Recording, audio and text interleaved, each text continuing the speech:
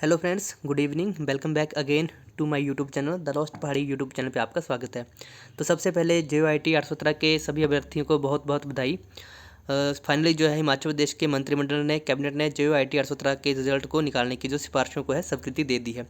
आज मुख्यमंत्री सुक्खू जी JOIT 817 के अभ्यर्थियों से मिले, उनको आश्वासन दिया कि जल्द ही आपका रिजल्ट निकाला जाएगा और अभ्यर्थियों ने भी उनका धन्यवाद किया। तो हम सरकार के इस रिज़ल्ट का वेलकम करते हैं और मुख्यमंत्री जी को भी धन्यवाद करते हैं। अब जो अनशन था वो कैंडिडेट ने ख़त्म कर दिया और बहुत मेहनत करी बहुत से अभ्यर्थियों ने, लेकिन अब जो है कैबिनेट की जो रिकमेंडेशन के बाद अब कुछ कैंडिडेट्स के कुछ डाउट्स हैं, कुछ क्वेश्चंस हैं भर्ती के रिगार्डिंग। जैसे कि रिज़ल्ट कब तक आएगा, आचार संहिता का इसके ऊपर क्या असर होगा, क्या DV दोबारा होगी या नहीं होगी, और न्यू एक्सपेक्टेड कट ऑफ 1860 पोस्टों के लिए क्या रहेगी, और क्योंकि 472 पोस्टें इसमें और ऐड होंगी और 1415 न्यू कैंडिडेट इसमें नए DB के लिए बुलाए जाएंगे नहीं। तो ये सारे जितने भी क्वेश्चंस हैं, जितने भी क्वेरीज हैं, जितने भी डाउट हैं, आज के हम वीडियो में हम क्लियर करेंगे। तो सबसे पहले हम बात करते हैं कि रिज़ल्ट कब तक आएगा। देखिए, रिज़ल्ट अगर ये एक बिटर ट्रूथ है कि रिज़ल्ट अभी भी आपका 2 महीने 3 महीने तक नहीं आएगा। क्यों नहीं आएगा, इसके विषय एक एक्सप्लेनेशन है, मैं आपको समझाता हूँ। देखिए, अभी जो है आपकी रिज़ल्ट जो है, जो DB हुई थी वो हुई थी आपकी लगभग आपकी 1400 पोस्टों के लिए, लेकिन अब जो आपकी पोस्टें 1860 हो गई हैं। तो जैसे 1860 पोस्टें हो गई हैं तो 472 पोस्टें इसमें नई ऐड हो गई हैं। तो इसमें अभी 472 नई पोस्टें ऐड हुई हैं, तो इस हिसाब से 3 गुना कैंडिडेट को DB के लिए बुलाएगा। लगभग 1450 के आसपास कैंडिडेट ऐसे बनते हैं, मतलब 1460 के आसपास, 16 के आसपास, जिनको जो है दोबारा DB के लिए बुलाया जाएगा। हम 1450 लेकर के चलते हैं कि 1450 कैंडिडेट्स को DB के लिए बुलाया जाएगा। अब DB क्यों होगी दोबारा, इसका आपने काफ़ी पहले भी न्यूज़ में सुना था कि काफ़ी कुछ डॉक्यूमेंट्स जो हैं DB के रखे रखे ख़राब हो गए थे। अब सभी कैंडिडेट की DB होती है या नए कैंडिडेट की DB होती है, ये भी एक कंसर्न होगा देखने वाला। क्योंकि इसमें एक पॉइंट ये आएगा क्योंकि जो आपकी नई जो पोस्टें क्रिएट हुई हैं, आपकी जो आपकी 472 पोस्टें जो आपकी नई जो आई हैं, ठीक है, तो ये 472 पोस्टें कुछ न्यू डिपार्टमेंट भी ऐड हुए हैं। तो जब नए डिपार्टमेंट ऐड हुए, जब पुरानी DB हुई, तो उस टाइम पे वो डिपार्टमेंट नहीं थे। तो कैंडिडेट्स को दोबारा शायद ये मौका दिया जा सकता है कि वो अपनी डिपार्टमेंट की प्रेफरेंस फिर से भरें, और ये एक तरह से होना भी चाहिए क्योंकि उस टाइम पे कुछ डिपार्टमेंट्स नहीं थे, या हो सकता है कोई किसी और डिपार्टमेंट में जाना चाहता हो। तो मुझे ऐसा लग रहा है कि हो सकता है DB दोबारा हो, या फिर ऐसे हो सकता है कि जिन कैंडिडेट्स के जो डॉक्यूमेंट ख़राब हो गए थे या जिनकी DB रह गई थी, जिन्होंने अपने डॉक्यूमेंट सबमिट करने थे, उनको DB के लिए दोबारा बुलाया जा सकता है। अगर DB नहीं होती है तो लगभग 4500 के आसपास तो ऑलरेडी DB हो ही चुकी है। अगर कुछ कैंडिडेट सेलेक्ट करने होंगे तो वो इनमें से भी कर सकते हैं, क्योंकि 4500 कैंडिडेट्स बहुत होते हैं जिनकी DB हुई है, और इनमें से जो है आराम से आप 1860 कैंडिडेट को सिलेक्ट कर सकते हैं, ठीक है। लेकिन फिर भी सबको इक्वल अपॉर्चुनिटी देने के लिए दोबारा से DB हो सकती है। अब दूसरी बात है कि आचार संहिता का इसके ऊपर क्या असर रहेगा। देखिए, कोड ऑफ कंडक्ट लगने वाला है जल्द ही, और अभी देखिए सरकार ने रिकमेंडेड करी है, लेकिन अभी इसकी नोटिफिकेशन नहीं करी है। अगर हिमाचल प्रदेश राज्य चयन आयोग इसकी नोटिफिकेशन कर देता है, देखिए नोटिफिकेशन एक बहुत ही ज़रूरी चीज़ है, ठीक है। अगर नोटिफिकेशन हो जाती है कि 817 का जो रिक्रूटमेंट प्रोसेस है इसको राज्य चयन आयोग कंटिन्यू करेगा, तो फिर इसके ऊपर आचार संहिता का प्रभाव नहीं होगा। लेकिन अगर नोटिफिकेशन नहीं होती है तो आपका ये प्रोसेस रुक जाएगा।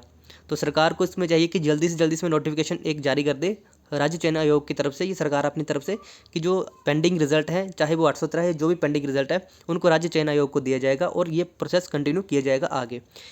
नोटिफिकेशन हो जाती है तो फिर भर्ती प्रोसेस के ऊपर कोई रोक नहीं लगती, क्योंकि इलेक्शन कमीशन जो है ये भर्ती प्रक्रिया पे रोक नहीं लगाता। हाँ, ज्वाइनिंग के ऊपर लगा सकता है, ये नई भर्ती निकालने के ऊपर निकाल सकता है, लेकिन जो ऑलरेडी निकली हुई है उसका प्रोसेस कंटिन्यूशन में है, उसके ऊपर रोक नहीं लगती। तो आपका आचार संहिता वाला ये सेकंड डाउट भी आपका बिल्कुल ये क्लियर हो गया होगा। अब अगली बात करते हैं DB का। तो मैंने आपको बता दिया कि कब तक होगी, कि रिज़ल्ट कब तक आएगा। तो इस प्रोसेस में अभी भी लंबा टाइम लगेगा। देखिए, DB होगी या फिर से होगी, तो जिसके चांसेस लगने की DB दोबारा होगी, तो इसमें भी आपके 3 से 4 महीने ही लग सकते हैं, क्योंकि DB होगी, DB के बाद फिर आपकी डिपार्टमेंट की इसमें अलॉटमेंट होगी। तो इसमें एक लंबा प्रोसेस होता है, सीटें बांटी जाएगी, उसके बाद फिर आपको जो है फाइनल रिज़ल्ट दिया जाएगा। तो आप मान के चलें कि अभी भी आपकी जो है 3 से 4 महीने लग सकते हैं।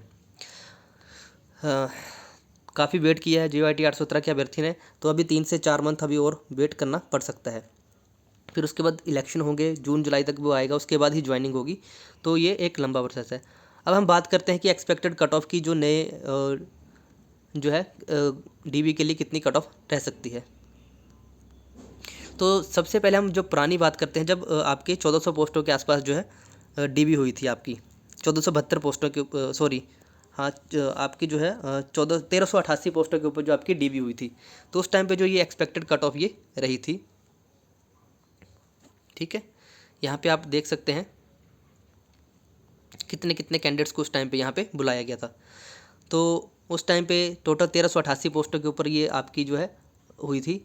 और ये जो है आपके पोस्ट वाइज आप चाहे तो स्क्रीनशॉट ले सकते हैं। अब इसमें जो है टोटल आपकी 472 पोस्टें आपकी और ऐड होंगी।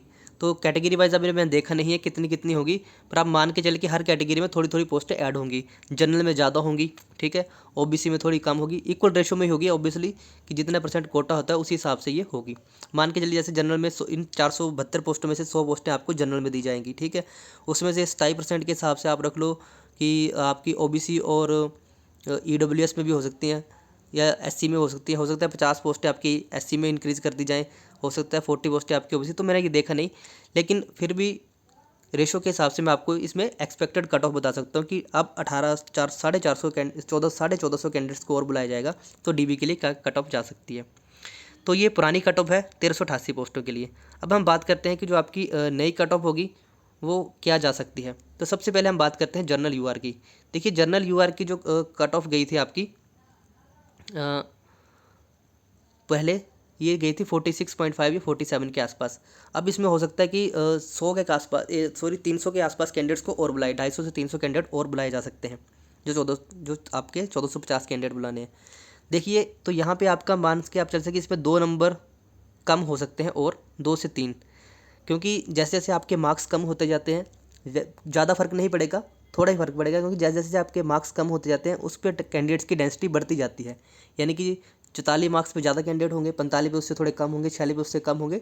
तो ये इस तरह से चलता है। तो आप इसमें मान के चलिए इसमें 2 से 3 मार्क्स तक जा सकते हैं, यानी कि लगभग जनरल की जो आपकी कट ऑफ है मेरे हिसाब से 47 के आसपास गई थी पहले। तो अभी जो आप इसमें 3 मार्क्स आप जोड़े कि अभी 44 के आसपास जनरल की कट ऑफ जा सकती है। दूसरी अगर बात करें EWS की, तो EWS में भी यही सिनेरियो रहने वाला है। EWS में आपके 3 से 4 नंबर कम रह सकते हैं।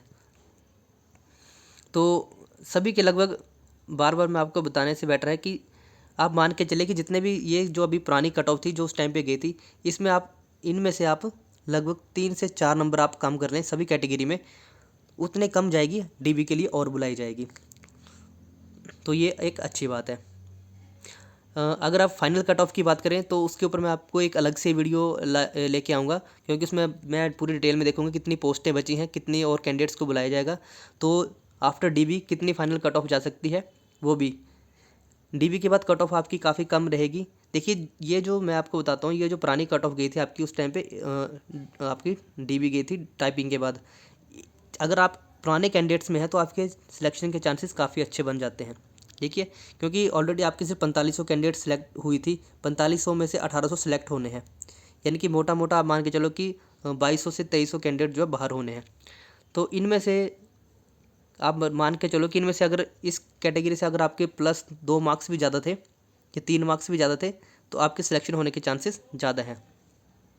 क्यों ज़्यादा है? क्योंकि इन मीन वाले 4 सालों में और भी काफ़ी पोस्ट निकली है, TGT आर्ट्स नॉन TGT की और HP हाई कोर्ट क्लर्क की, और भी बहुत सारी पोस्टें, काफ़ी कैंडिडेट सेलेक्ट हो गए जिनको मैं जानता हूँ, मेरे खुद के दोस्त थे, वो अलग अलग पोस्ट कोड में सेलेक्ट हो गए हैं, अलग अलग किसी डिपार्टमेंट में चले गए, क्योंकि इतना साल तो कोई रुकने वाला है नहीं। तो आपकी वेटिंग लिस्ट भी काफ़ी जाएगी। वेटिंग लिस्ट जो आपकी है ये भी आपकी हो सकता है 1, 2 से 3 बार वेटिंग लिस्ट आए, क्योंकि पहली बार जो कैंडिडेट सेलेक्ट होंगे वो सारे के सारे ज्वाइन नहीं करेंगे, ये ऑब्वियस है। उसके बाद हो सकता है दूसरी वेटिंग लिस्ट आए, और दूसरी वेटिंग लिस्ट में भी हो सकता है कि जो कैंडिडेट सेलेक्ट हो वो ज्वाइन ना करें। तो वेटिंग लिस्ट भी आपकी लगभग 2 से 3 वेटिंग लिस्ट आपकी आने की संभावना है, क्योंकि इन 3 सालों में 4 सालों में कैंडिडेट अलग अलग डिपार्टमेंट में सेटल हो गए हैं।